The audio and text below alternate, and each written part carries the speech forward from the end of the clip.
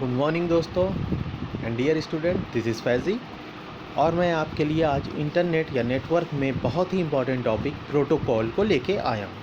तो सबसे पहले हम ये समझते हैं कि प्रोटोकॉल होता क्या है। प्रोटोकॉल बेसिकली एक सेट ऑफ रूल होता है जो डिजिटल कम्युनिकेशन में यूज़ होता है, जो ये इंश्योर करता है कि कैसे हमारा डेटा सिस्टमेटिक वे में और safely from source to destination पहुंच जाए।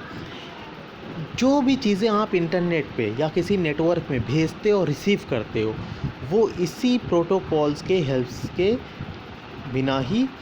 से ही जाता है और आता है। मीन्स कि ये वर्क करता है अकॉर्डिंग टू दीज प्रोटोकॉल्स। मतलब सीधी सी भाषा में ये समझो कि इंटरनेट या नेटवर्क में जब डेटा एक जगह से दूसरी जगह जाता है और या आता है तो वो ऐਵੇਂ ही नहीं चला जाता है और चला आता है। वो बेसिकली कुछ नियम्स, कुछ रूल्स को फॉलो करते हुए जाता है और आता है। इसी नियम और रूल को हम लोग प्रोटोकॉल के नाम से जानते हैं। जैसे कि हम सड़क पे चलते हैं या हम कार ड्राइव करते हैं या हम बाइक ड्राइव करते हैं तो बेसिकली हम ऐसे ही नहीं ड्राइव करते। कुछ नियम हैं, कुछ यातायात के नियम हैं, कुछ रूल्स हैं, उनको फॉलो करते हुए हम जाते हैं और आते हैं। एग्जैक्टली उसी तरह जो डेटा होता है हमारा, वो जब एक जगह से दूसरी जगह जाता है या दूसरी जगह से पहली जगह आता है तो कुछ नियम को, कुछ रूल्स को फॉलो करते हुए जाता है और आता है। इसी सेट ऑफ रूल्स को हम लोग प्रोटोकॉल्स के नाम से जानते हैं। ये बेसिकली बहुत सारे होते हैं जो आप देख सकते हो। टीसीपी होता है, आईपी होता है, एचटीटीपी होता है, एफटीपी होता है, एसएमटीपी होता है। बहुत सारे हमारे प्रोटोकॉल्स हैं जो नेटवर्क या इंटरनेट में यूज़ होते हैं। तो बेसिकली एक एक करके हम डिस्कस करते हैं और सबसे पहले आता है टीसीपी आईपी।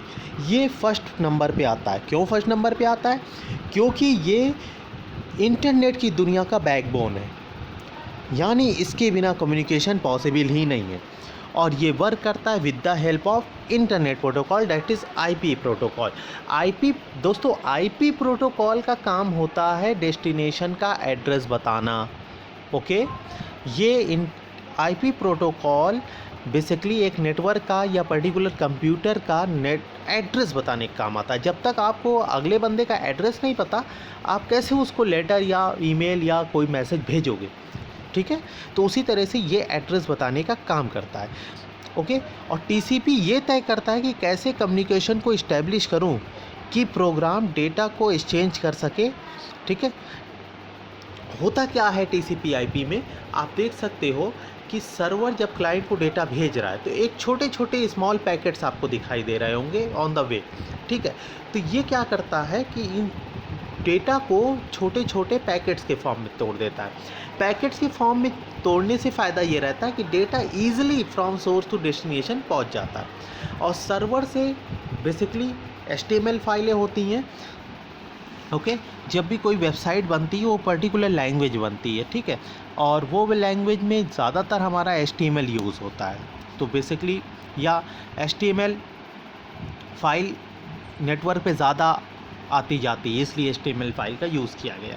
ठीक है, तो बेसिकली हुआ क्या कि वो स्मॉल पैकेट्स के फॉर्म में टूट गया। स्मॉल पैकेट्स के फॉर्म में टूटने से फ़ायदा ये हुआ कि जो हमारा डेटा है वो हैवी एक जगह लोड नहीं पड़ रहा। जैसे आपके ऊपर 100 किलो रख दिया जाए और कहा जाए कि यहाँ से वहाँ चले जाओ तो बहुत मुश्किल हो जाएगा। लेकिन अगर उस 100 किलो को 10-10 किलो के 10 पैकेट में हम तोड़ दें तो ऑब्वियस सी बात है, टाइम ज़्यादा लगेगा नहीं, ईज़िली आप उसको कैरी कर सकते हो, एक जगह से दूसरी जगह ले जा सकते हो और ला सकते हो। ठीक है, तो वही रीज़न इसके पीछे भी होता है। इसको मैंने क्या किया, तोड़ दिया गया छोटे छोटे स्मॉल पैकेट्स में। ठीक है, और ये पैकेट्स में तोड़ने का काम भी टीसीपी ने किया। ठीक है, और एक बात, अगर मान लो डेस्टिनेशन तक पहुंचने में कोई पैकेट लॉस हो गया, बीच रास्ते से ही गायब हो गया, ठीक है, तो इसमें रीजनरेट करने की कैपेबिलिटी भी होती है। मतलब लॉस डेटा को फिर से ये क्या करता है, रिक्वेस्ट भेज देता है सेंडर के पास और उस लॉस डेटा को फिर से रिसीव कर लेता है। कितनी अच्छी बात है, कोई बच्चा खोने नहीं पाएगा। 10 बच्चे हैं, 10 के 10 पहुंच जाएंगे। ठीक है, तो सीधे सीधे दोस्तों ये समझते हैं कि ये करता क्या है। बेसिकली बेसिकली इस फाइल को सेंड करने के लिए ये HTTP प्रोटोकॉल का यूज़ करता है, that is HTTP stands for hyper text transfer protocol, जिसकी तफसील हम आगे पढ़ेंगे। इतना जान लीजिए कि इंटरनेट पे कनेक्शन बनाने के लिए जो वेब पेजेस होते हैं उनका कनेक्शन बनाने के लिए हमारा HTTP प्रोटोकॉल यूज़ होता है, ठीक है।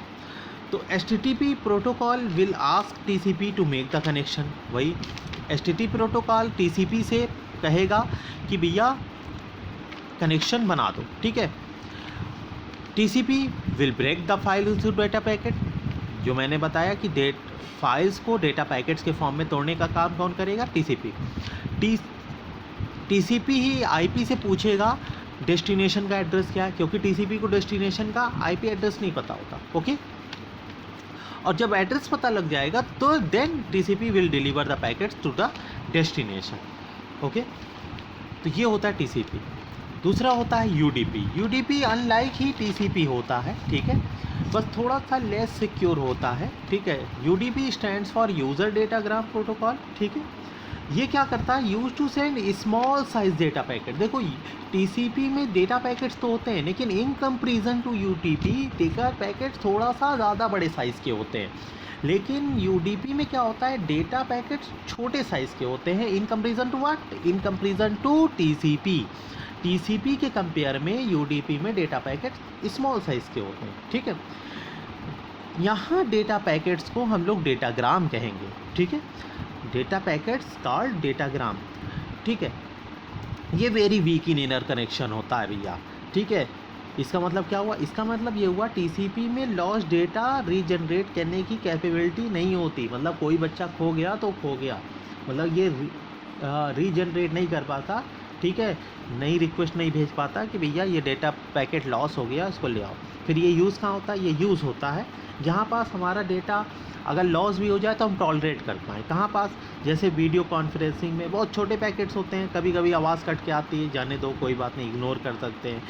ऑनलाइन गेमिंग में, ठीक है, ठीक है। तो बेसिकली वीडियो कॉन्फ्रेंसिंग में, ऑनलाइन गेमिंग में इसका यूज़ होता है। आई होप सो क्लियर हो गया होगा। अब चलते हैं अगले अपने प्रोटोकॉल के पास, SMTP और POP3। देखो SMTP stands for simple mail transfer protocol and POP stands for post office protocol. POP3 version 3 को कहते हैं, ठीक है। बेसिकली ये दोनों ईमेल के लिए रिस्पॉन्सिबल होते हैं। Email that is electronic mail, हम सब जानते हैं ईमेल हम लोग करते हैं, रिसीव करते हैं। तो ईमेल करने के लिए जब आप सेंड का बटन दबाते हो तो जो प्रोटोकॉल रिस्पॉन्सिबल होता है वो होता है SMTP। लेकिन अगर किसी ने आपको ईमेल भेजा है और आप उसे रिसीव करते हो तो रिसीव करने के लिए जो इस प्रोटोकॉल रिस्पॉन्सिबल होता है वो होता है POP3। जस्ट लाइक ऐसे कि आपने ईमेल भेजा, वो ईमेल SMTP लेके गया SMTP का सर्वर के पास, और वही SMTP प्रोटोकॉल उसी ईमेल को इंटरनेट पे लेके गया। वहाँ से भैया डेस्टिनेशन का एड्रेस पता लग गया with the help of TCP IP, ठीक है। जब डेस्टिनेशन का एड्रेस पता लग गया तो वहाँ से SMTP प्रोटोकॉल ने POP के सर्वर को आपका ईमेल दे दिया, और POP का जो सर्वर था, ठीक है, उसने यूज़र को वो ईमेल रिसीव करा दिया। Means SMTP use to send the email and POP is use to receive the email. तो ये कुछ प्रोटोकॉल्स थे दोस्तों जिसको हमने आज कवर किया। नेक्स्ट वीडियो में हम बाकी बचे हुए प्रोटोकॉल्स भी कवर करेंगे। Hope so you enjoy the video. Have a nice day. Thank you.